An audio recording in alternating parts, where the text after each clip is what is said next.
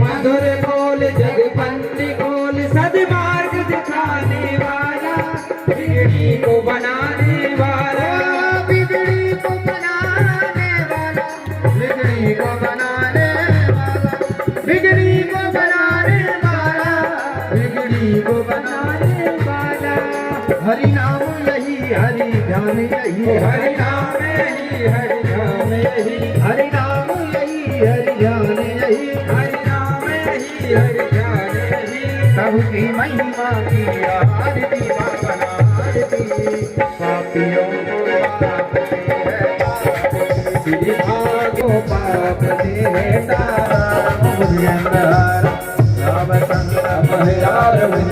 पुष्पं गृहीत्वा ओम जदने न जज्ञमय जंत देवास्तानि धर्माणि प्रथमान्यासन्नाते अनागमहि वनसो वद गई दंड गौर शोभा, वृंदावन शोभन नहीं नंद गाम शोभा, वृंदावन शोभन नहीं नंद गाम शोभा, बंसी वट सोवट नहीं श्री राम कृष्ण सोना, बंसी बट सोवट नहीं श्री राम कृष्ण सोना। हम हैं अपनी प्यारी जू के, प्यारी जू हमारी है, हम हैं अपनी प्यारी जू के, प्यारी जू हमारी है, हम हैं अपनी श्यामा जू के, श्यामा जू हमारी है, हम हैं अपनी श्यामा जू के, लाड़ी जू हमारी है। हम हरिदासन के दास इश्क मेरी सी बचमान दुलारी, हम हरिदासन के दास इश्क मेरी सी बचमान दुलारी, हम हरिदासन के दास इश्क मेरी श्री बचमान दुलारी है। हम हैं अपनी श्यामा जू के, श्यामा जू हमारी है, हम हैं अपनी लाड़ी जू के, लाड़ी जू हमारी है, हम हैं अपनी राधे जू के। किशोरी जोगी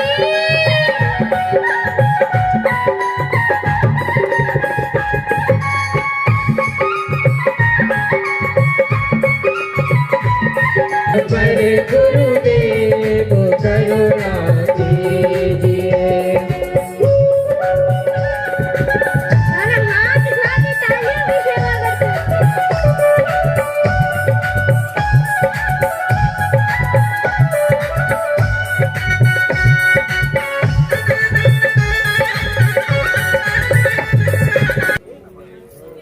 जरा जोर से बोला, भी सुनाई नहीं दिया।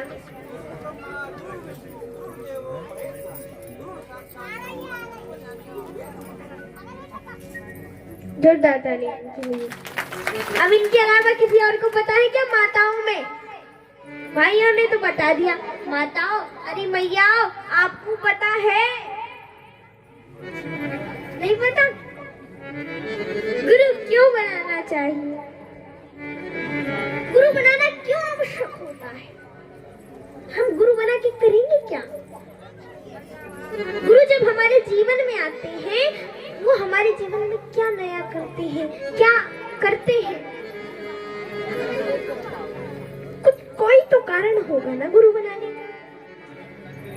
अब हम बता दें, देखो रामचरितमानस में गोस्वामी तुलसीदास जी ने कहा है, बंदहु गुरुपद कंज कृपा सिंधु नर रूप है। गुरु किसका अवतार है? बंदहु गुरुपद कंज कृपा सिंधु नर रूप है। गुरु जो होते हैं ना, गुरु कृपा के सागर, कृपा सिंधु, सिंधु यानी कि सागर, कृपा के सिंधु, कृपा के सागर, नर के रूप में साक्षात हरि है गुरु। नर के रूप में, मनुष्य के रूप में साक्षात विष्णु, साक्षात हरि है गुरुदेव। ऐसे गुरु कैसे गुरु? कैसे गुरु? जो गुरु हमारे जीवन में से अंधकार को नष्ट करके हमारे जीवन में उजाला लाए, प्रकाश लाए। गु रू, गु यानी कि अंधकार और रू यानी कि उजाला। तो जो हमारे जीवन में से अंधकार को नष्ट करके हमारे जीवन में उजाला ला दे, वही गुरु होता है। ऐसे गुरु जो हमारे जीवन के अंधकार ही नहीं, अज्ञान को भी नष्ट कर दे, अज्ञान को नष्ट कर दे, नष्ट करके हमारे अंदर ज्ञान को भर दे।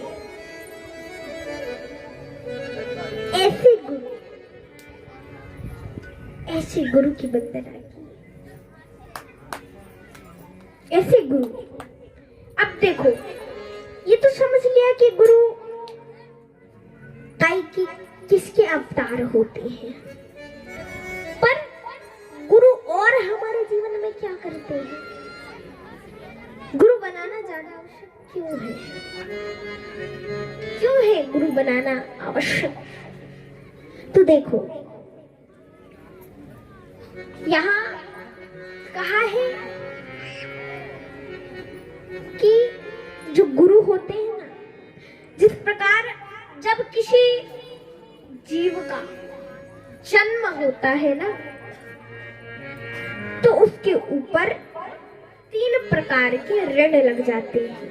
हर जीव को अपने जीवन में 3 प्रकार के ऋणों से उरण होना पड़ता है। और ज्यादातर मनुष्यों को, जो मनुष्य योनि में जन्म लेता है, उस जीव को, उस मनुष्य को अपने जीवन में 3 प्रकार के ऋणों से उरण होने की आवश्यकता होती है।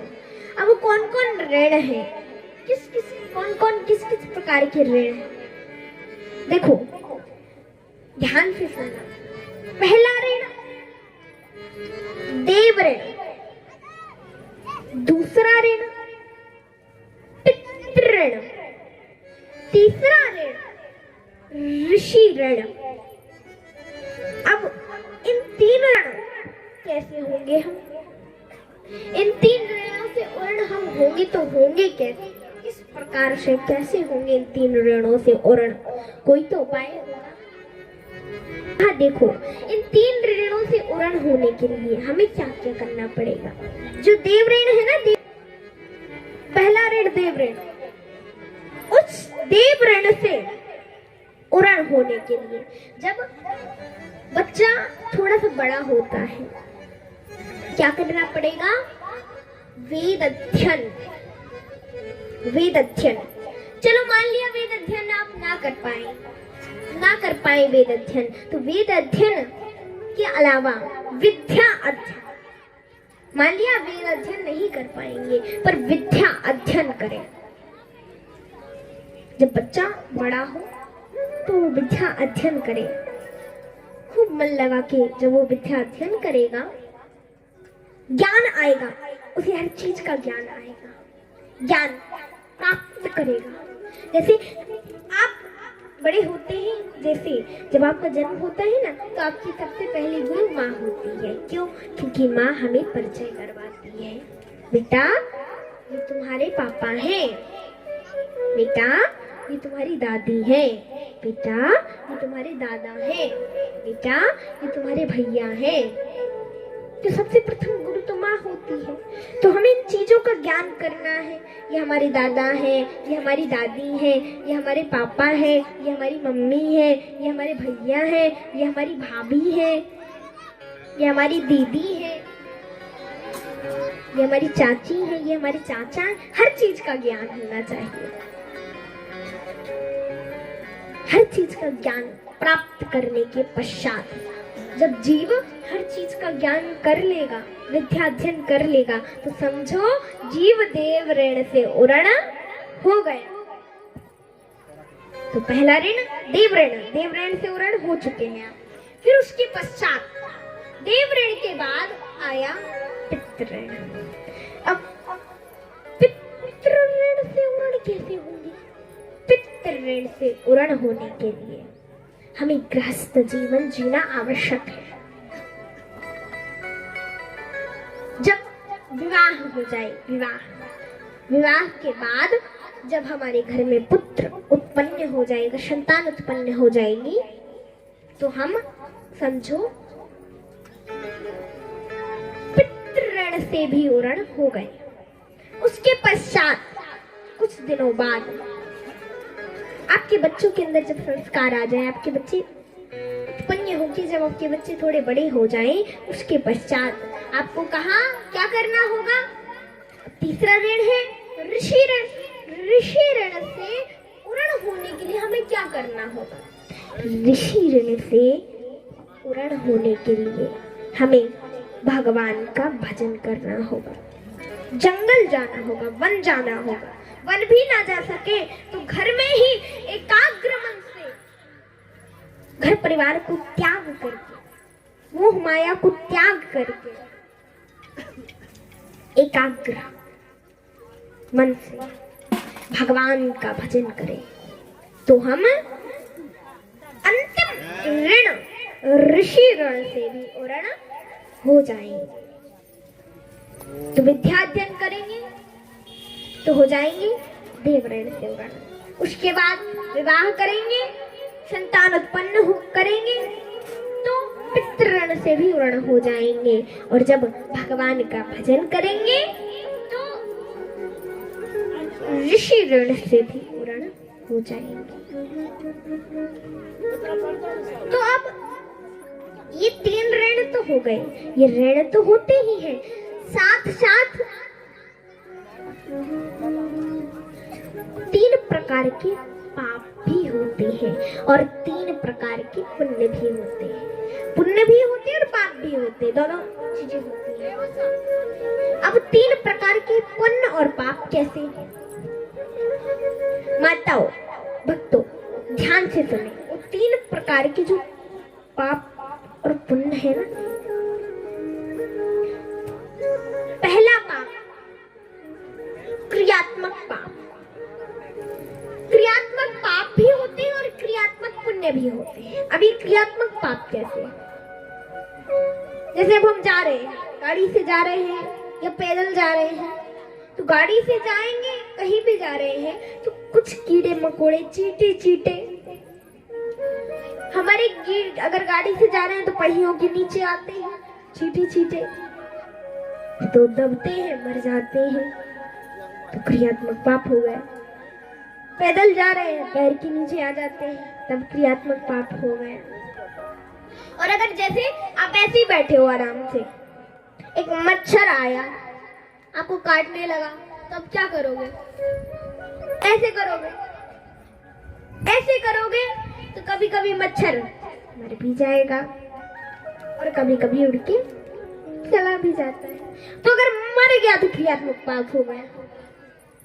या जो किसान लोग होते हैं ना, तो वो लोग खेत में दवा डालते हैं, कीड़े होते हैं तभी खेत में दवा डालते हैं, और जब कीड़े होते हैं तो खेत में दवा डालेंगे, दवा डालने से कीड़े मकोड़े मर जाते हैं। ये भी क्रियात्मक पाप हो गया। अगर हम चूल्हे में आग जलाते हैं तो जो लकड़ी होती है, लकड़ी में भी चींटे चींटे कुछ कीड़े मकोड़े बैठे रहते हैं, जलाते हैं तो बेचारे कीड़े मकोड़े जलते हैं, मरते हैं। ये भी क्रियात्मक पाप हो गया। झाड़ू पोछे में भी मरते हैं, तो इसलिए ये भी क्रियात्मक पाप हो गया। तो इन जाने अनजाने में जो हमसे क्रियात्मक पाप हो जाते हैं, जो हमसे जाने अनजाने में काम करते समय पाप हो जाते हैं ना, उन्हें हम क्रियात्मक पाप कहते हैं। अब क्रिया के द्वारा पाप भी होते हैं और क्रिया के द्वारा पुण्य भी होते हैं। तो क्रियात्मक पाप हो गए। अब दूसरा पाप है प्रारब्ध के पाप। प्रारब्ध के पाप यानी कि पिछले जन्म में हमने जितने भी पाप और पुण्य किए हैं उन्हें प्रारब्ध के पाप कहते हैं। प्रारब्ध के पाप भी होते हैं और प्रारब्ध के पुण्य भी होते हैं। पिछले जन्म में किए गए पापों को प्रारब्ध के पाप कहते हैं। प्रारब्ध के पाप के अनुसार ही हमारा जन्म होता है कि हमें किस घर में जन्म लेना है, किस विधि से, किस प्रकार जन्म लेना है, किस योनि में जन्म लेना है। ये सब हमारे प्रारब्ध के पाप और पुण्य के अनुसार ही होता है। अब ये जो दो पाप है ना, क्रियात्मक और प्रारब्ध के पाप, ये दोनों के दोनों पुरुषार्थ के द्वारा मिट सकते हैं। अब ये पुरुषार्थ कैसा, कौन सा, कहाँ का पुरुषार्थ है, कैसा पुरुषार्थ? पुरुषार्थ यानी कि दान पुण्य, यही होता है पुरुषार्थ। भूखे को भोजन दे दिया, प्यासे को पानी दे दिया, भूले भटके को रास्ता दिखा दिया, ये भी पुरुषार्थ होता है। और एक और पुरुषार्थ होता है, कौन सा? कहीं कथा भागवत चल रही है, यज्ञ अनुष्ठान चल रहा है, तो उसमें भी हम दान करेंगे, वो भी पुरुषार्थ ही होता है। पुरुषार्थ, ये पुरुषार्थ होता है। जैसे हम कहीं तीर्थ में घूमने गए, तीर्थ में दर्शन करने गए, बहुत ज्यादा गरीब लोग बैठे रहते, उनको बांट देते हैं, दे देते हैं, दान कर देते हैं, तो ये भी पुरुषार्थ हो गया।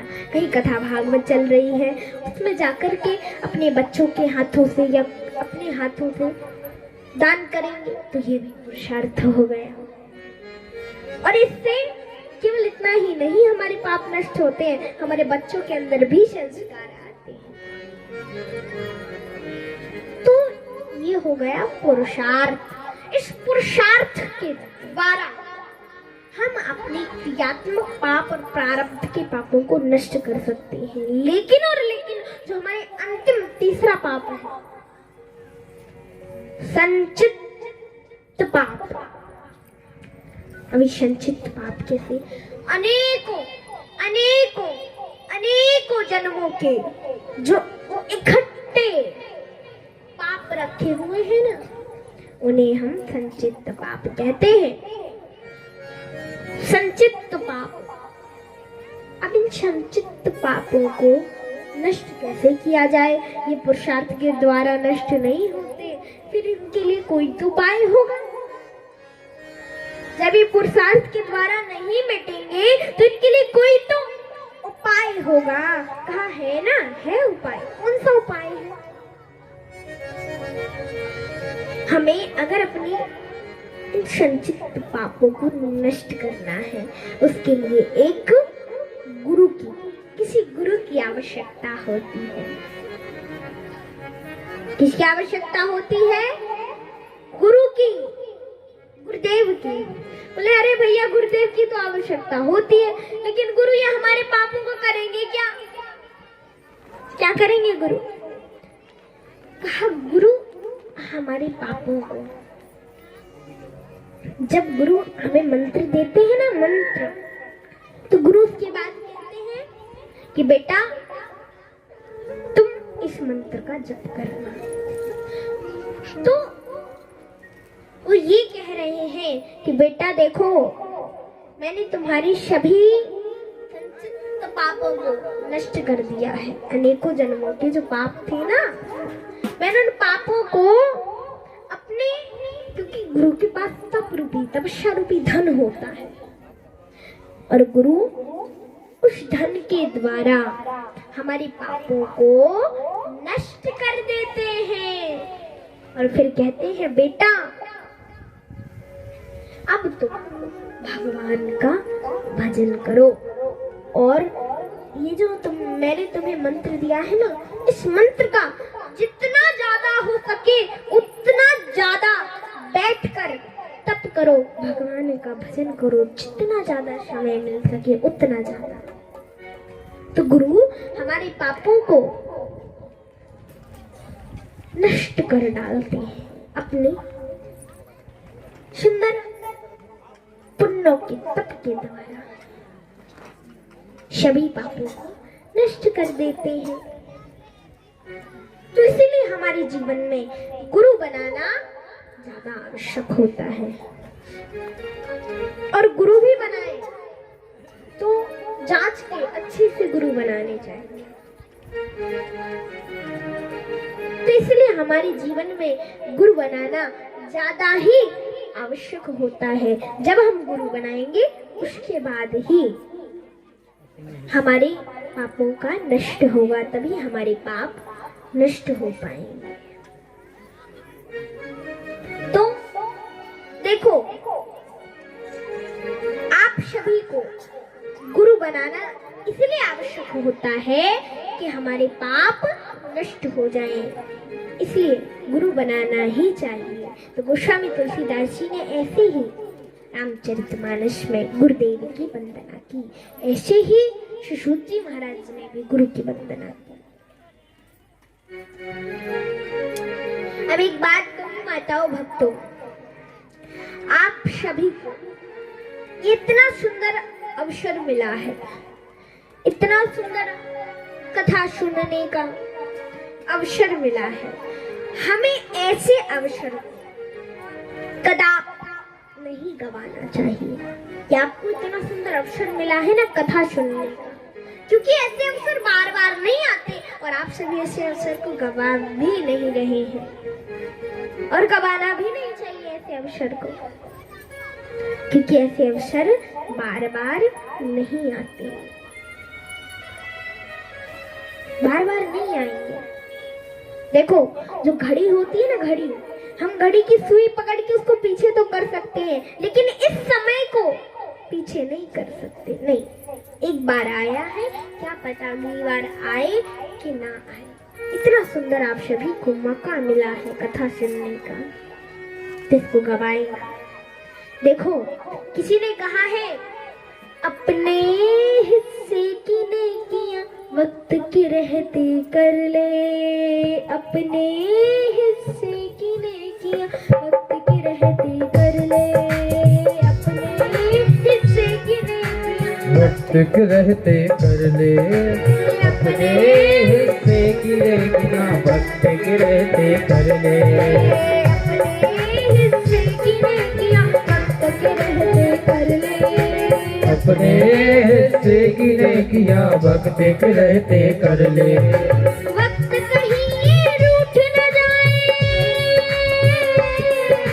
वक्त कहीं ये रूठ न जाए, कुछ तो वक्त से कर ले, अपने हिस्से की नेकियां वक्त के रहते कर ले, अपने हिस्से की नेकियां वक्त के रहते कर ले।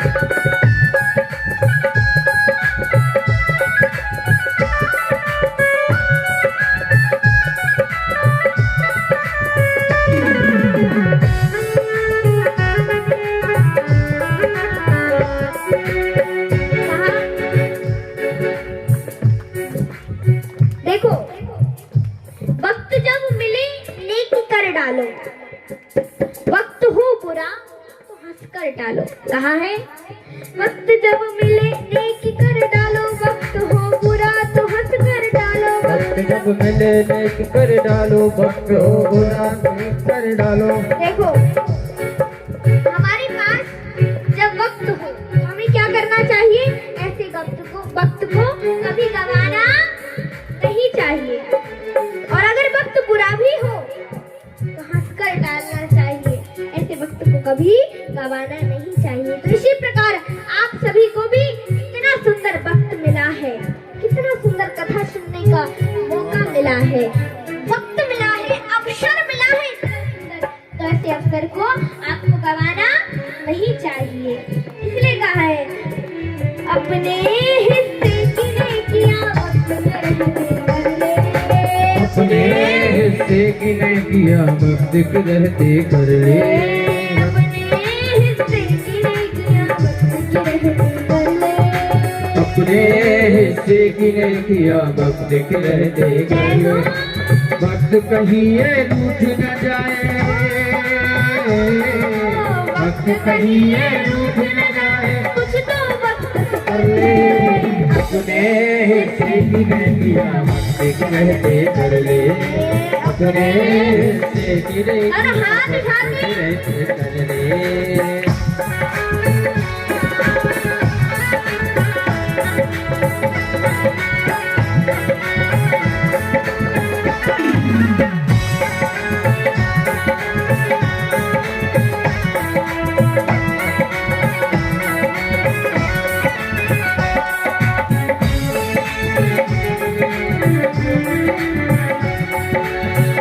वक्त जो गया हाथ से निकल, हाथ गया है निकल। वक्त जो गया हाथ से निकल, वक्त से मांगेगा तू कल, वक्त नहीं देने वाला पल।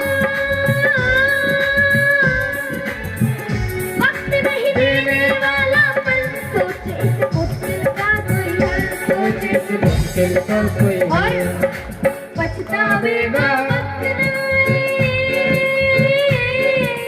पछतावेगा वक्त न आए, ध्यान वक्त का धर ले। कर ले, कर ले। अपने नेकियां वक्त के रहते कर ले। तू अपने अपने हिस्से की नेकियां वक्त के रहते कर ले। तू अपने हिस्से की नेकियां वक्त के रहते कर ले। जय हो। वक्त कहीं ये रूठ न जाए, वक्त कहीं ये रूठ न जाए, कुछ तो वक्त में धर ले। अपने हिस्से की नेकियां वक्त के रहते कर ले। अपने हिस्से की नेकियां वक्त के रहते कर ले।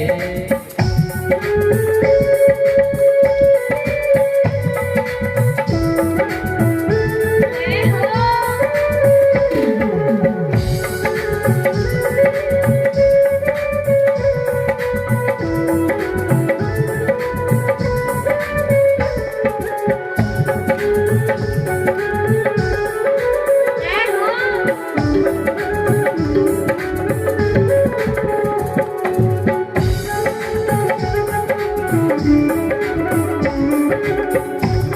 जय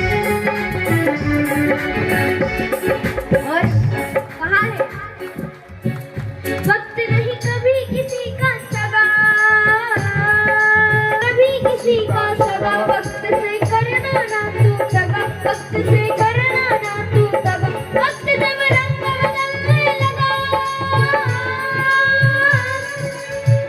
वक्त जब रंग बदलने लगा, तू रह जाएगा ठगे का ठगा, तू रह जाएगा ठगे का ठगा, तू रह जाएगा ठगे का ठगा, तू रह जाएगा ठगे का ठगा, तू रह जाएगा ठगे का ठगा। बस थोड़ी हिम्मत करके वक्त को, बस थोड़ी हिम्मत करके वक्त को करे तो बस में कर ले, कर ले, कर ले, कर ले। अपने हिस्से की नेकियां वक्त के रहते कर ले। तू अपने हिस्से की नेकियां वक्त के रहते कर ले। तू अपने हिस्से की नेकियां वक्त में रहते कर ले। तू अपने हिस्से की नेकियां वक्त के रहते कर ले। वक्त कहीं ये रूठ न जाए, ओ वक्त कहीं ये रूठ न जाए, वक्त के रहते कर ले। अपने हिस्से की नेकियां वक्त के रहते कर ले। अपने हिस्से की नेकियां वक्त के रहते कर ले।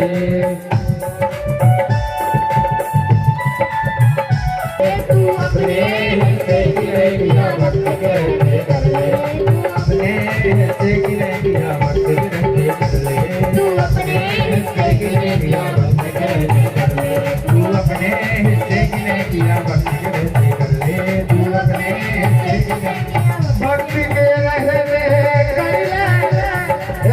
वक्त राधा रानी सरकार की। तो देखो अवसर मिला है, ऐसे अवसर को गंवाना नहीं चाहिए, क्योंकि कहा है राम नाम की लूट है, लूट सके तो लूट, अंत समय पछताएगा कि कथा गई है झूठ।